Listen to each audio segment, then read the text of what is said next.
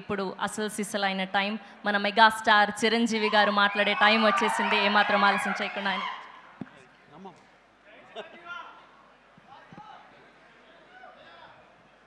ఈ అద్భుతమైన కార్యక్రమానికి విచ్చేసిన ప్రతి ఒక్కరికి హృదయపూర్వక నమస్కారాలు. ముఖ్యంగా నాకు తెలిసి గత 2-3 ఏళ్ళగా వాళ్ళు చేసే ఇతర సామాజిక కార్యక్రమాలతో పాటు ఈ కార్యక్రమం కూడా, ఈ సామాజిక సేవ, ఈ బ్లడ్ డొనేషన్ అనేది కూడా మొదలుపెట్టి నాకు అత్యంత ఆప్తుడైన చుక్కపల్లి సురేష్ గారు మరింత దగ్గరయ్యారు నా హృదయానికి. ఈ సందర్భంగా ఇంత చక్కటి కార్యక్రమం, ఇంత సేవా కార్యక్రమం చేస్తున్న నా మిత్రుడు, సోదరుడు చుక్కపల్లి సురేష్ గారికి నా హృదయపూర్వక ధన్యవాదాలు, నమస్కారాలు తెలియజేస్తున్నాను. అలాగే ఆయనకి కుడి ఎడమలుగా ఆకాష్, అవినాష్ ఇద్దరు అత్యుత్తమ కుమారులు. వాళ్ళు ఈ కార్యక్రమాన్ని వాళ్ళ భుజస్కంధాల మీద వేసుకుని దీన్ని ఇంత చక్కగా, ఇంత పెద్ద ఎత్తున, ఇంత మెగా బ్లడ్ క్యాంప్ చేయటం అన్నది, దానికి ఎంతో కొంత సహకరించిన మా చిరంజీవి చారిటబుల్ ట్రస్ట్కి ఎనలేని సంతృప్తిని ఇచ్చావు. తద్వారా నాకు ఎంతో సంతోషాన్ని మిగిల్చావు అవినాష్. So wonderful.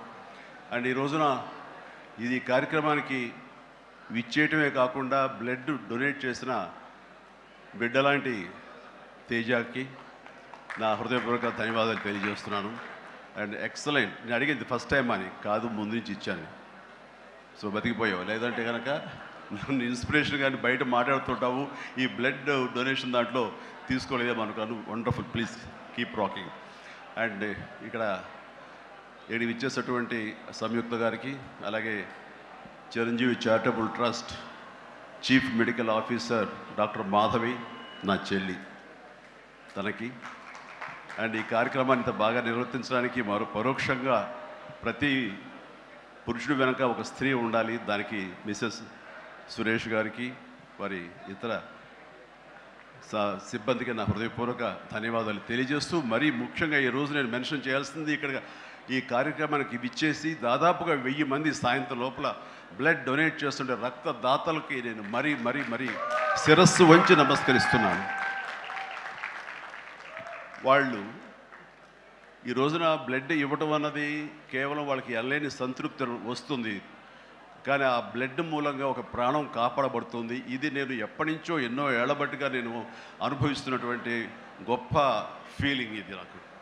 అంటే చాలాసార్లు చెప్పాను, కానీ ఎప్పటికప్పుడు కొత్త జనరేషన్, కొత్త యువకులు వస్తున్నారు కాబట్టి నేను మళ్ళీ చెప్పాల్సినటువంటి ఆవశ్యకత ఎంతైనా ఉంది. ఎందుకంటే ఇది చాలామందికి స్ఫూర్తినిచ్చే ఒక అంశం.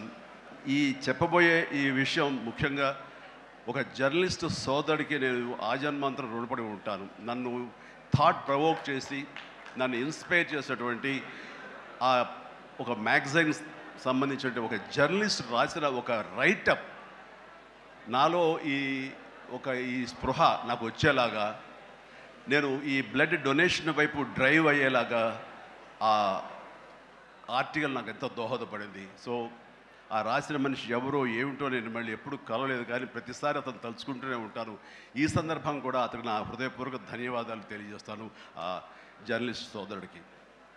ఎందుకంటే మా అందరికీ సేవ చేయాలని ఉంటుంది, కానీ ఎలా చేయాలో తెలియనటువంటి ఒక డోలాయమాన పరిస్థితితో లేదా తొయ్యుకో ఉన్నప్పుడు మీలాంటి వాళ్ళు మాకు ఆ స్ఫూర్తినిచ్చి మాకు డ్రైవ్ చేస్తే కనుక నిజంగా అది పెద్ద మీరు సహాయం చేసినట్లు.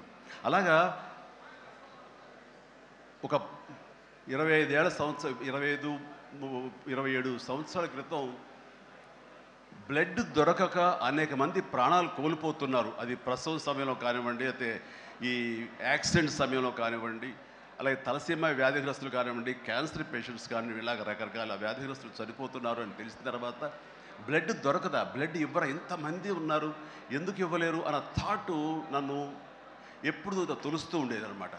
సో మన ఫ్యాన్స్ని మనం వేరే వాటికి డ్రైవ్ చేసే కంటే వేరేగా వాళ్ళని వాడుకుంటూ మన కీర్తి మరింత పైకి ఎదిగేలాగా వాడుకునే కంటే వాళ్ళని ఈ బ్లడ్ డొనేషన్ వైపు మనం మళ్లించగలిగితే కనుక, వాళ్ళు అత్యంత శక్తివంతమైన మనుషుల్ని సామాజిక సేవ వైపు మనం డ్రైవ్ చేయగలిగితే, వాళ్ళని ఛానలైజ్ చేయగలిగితే కనుక, ఆ కన్న తల్లిదండ్రులు కానీ, ఆ సొసైటీలో ఉన్నటువంటి ఇతర వ్యక్తులు కానీ ఆ సమాజంలో వాళ్ళు కానీ వాళ్ళ పట్ల ఉన్న దురభిప్రాయాలని పోగొట్టుకుని మంచి అభిప్రాయం ఏర్పడుతుంది కదా, వాళ్ళకి అల్లని సంతృప్తి వస్తుంది కదా, తద్వారా నేను కూడా ఎంతో సంతృప్తి చెందిన వాడిని అవుతాను, ఒక మంచి పని చేసినటువంటి దానికి నాంది పలికిన వాడిని అవుతానంటూ ఆ రోజున ఇచ్చిన పిలుపు, నిరంతరంగా పెర్సిస్టెంట్గా ఇచ్చిన పిలుపుకి ఈ రోజున వేల మంది, లక్షల మంది ఈ రోజున ఈ కార్యక్రమాల్లో పాల్గొంటూ వస్తున్నారు. ఎనలేని సంతృప్తి పొందడమే కాదు, ఎంతోమందికి ప్రాణాలని కాపాడుతున్నారంటే కనుక అది నాకు చాలా గర్వకారణంగా ఉంది. ఇందాక తేజ సజ్జా అన్నట్లుగా ఈ బ్లడ్ డొనేషన్, రక్తదానం అనేసరికి గబుక్కని స్ఫురించే పేరు చిరంజీవి అన్నారంటే కనుక భగవంతుడు నాకు ఇచ్చిన గొప్ప అవకాశం. ఇలాగా ప్రతి ఒక్కరి మధ్యలో రక్తదానం అనేసరికి నా పేరు వాళ్ళ స్ఫురణకు రావడం, నేను గుర్తు రావడం అనేది నేను ఎన్నో జన్మలు చేసిన పుణ్య ఫలంగా నేను భావిస్తున్నాను. దానికి థ్యాంక్ యూ ప్రతి ఒక్కరికి. ఇక్కడ సరే ఎన్నెన్నో ఇన్సిడెంట్స్ వింటుంటాము, ఎన్నెన్నో ఇది ఆఖరి నిమిషంలో ప్రాణాలు ఎలా కాపాడబడ్డాయని వింటుంటాం. కానీ ఈ మధ్య నాకు మనసుకు అత్యంత దగ్గరగా జరిగిన ఒక ఇన్సిడెంట్ మీతో షేర్ చేసుకోవాలనిపిస్తుంది అనమాట. ఎవరో ఒక పొలిటీషియన్, సరే ఎవరికైనా సరే నేను చాలా సాఫ్ట్ టార్గెట్, ఎవరైనా ఏదో మాట అనేసి ఏం పర్వాలేదు.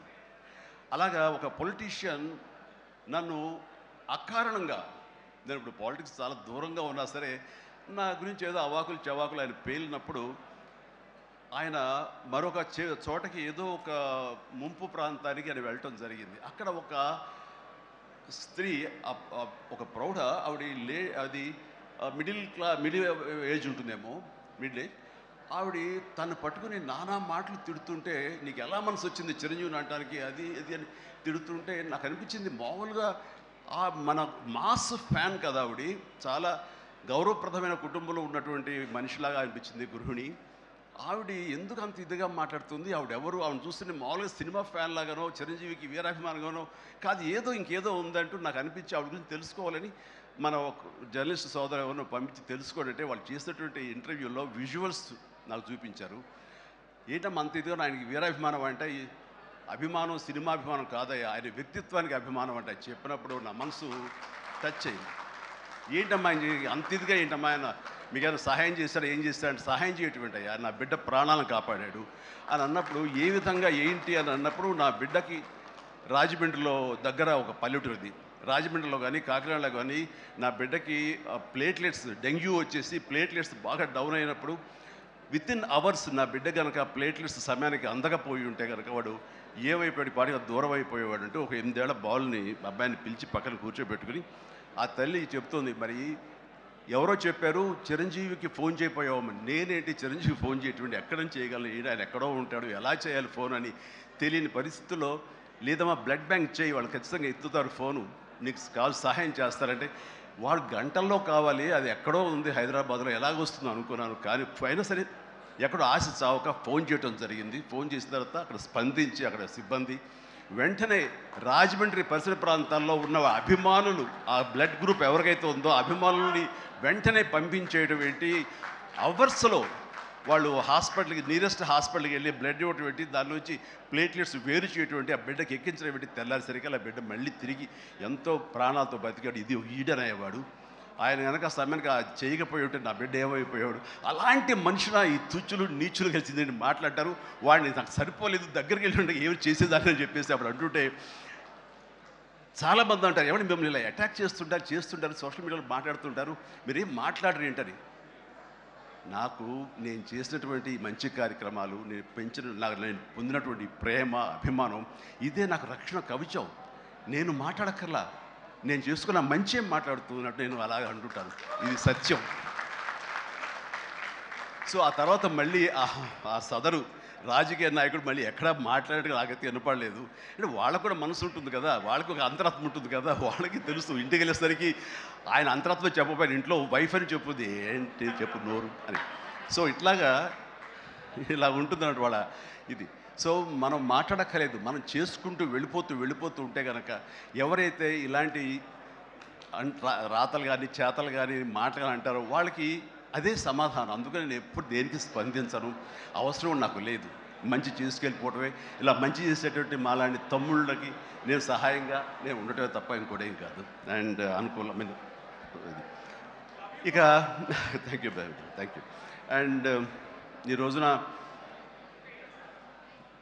ఎక్కడ ఇతర దేశాల్లో ఉన్న అభిమానులు కూడాను నా మాటని స్ఫూర్తిగా తీసుకుని వాళ్ళు ఆయా ప్రాంతాల్లో వాళ్ళు బ్లడ్ డొనేషన్స్ చేస్తూ ఈ రోజున నా పేరు నాకు మంచి పేరు మరింత మంచి పేరు వచ్చేలాగా నాకు నేను గర్వపడే విధంగా వాళ్ళు చేసేటువంటి బెడ్ డ్రైవ్స్కి వాళ్ళు ఎక్కడో సరే ఏ ప్రాంతంలో ఉన్నా సరే ప్రతి ఒక్కరికి నేను ఎప్పుడు కృతజ్ఞతతోటి నేను నా మనస్ఫూర్తిగా నా అభినందనలు తెలియజేస్తూ ఉంటాను. నాకు ఈ అవకాశం ఇచ్చారు ఇక్కడికి రావడానికి మా బ్రదర్కి. ఆయన చేసిన కార్యక్రమాలు ఎన్నెన్నో చూస్తూనే ఉన్నాము. అండ్ దానికి ధీటుగా ఎవరు నిలబడలేరు. అలాగే నిరంతరంగా వాళ్ళ నాన్నగారికి నివాళులు అర్పించే విధంగా ఆయనది వేళ ఇది సెంటనరీ ఇయర్. సో 100 సంవత్సరాల ఇది ఆయనకి నివాళులు అర్పించేలాగా ఆయన గర్వపడి కొడుకుని చూసుకుని ఎక్కడో సరే గర్వపడే స్థాయికి ఆయన ఈ సహాయ కార్యక్రమాలు చేయటం అన్నది ఆయనకి ఇచ్చేటువంటి గొప్ప నివాళి. అండ్ ఈ సందర్భంగా మా బ్రదర్ని నేను మనస్ఫూర్తిగా అభినందిస్తున్నాను. అండ్ ఇలాంటి కార్యక్రమాలు ఎప్పుడు చేసినా సరే నన్ను పిలవండి, నేను మీకు అందుబాటులో ఉంటాను, అందరూ కలిసి చేద్దాం. అండ్ ఫ్యూచర్లో మీరు ఎక్కడ ఏం చేసినా సరే మంచి కార్యక్రమాలు నాకు అవకాశం ఇవ్వండి, మీతోనే ఉంటాను. And thank you everybody. నమస్తే, థ్యాంక్ యూ.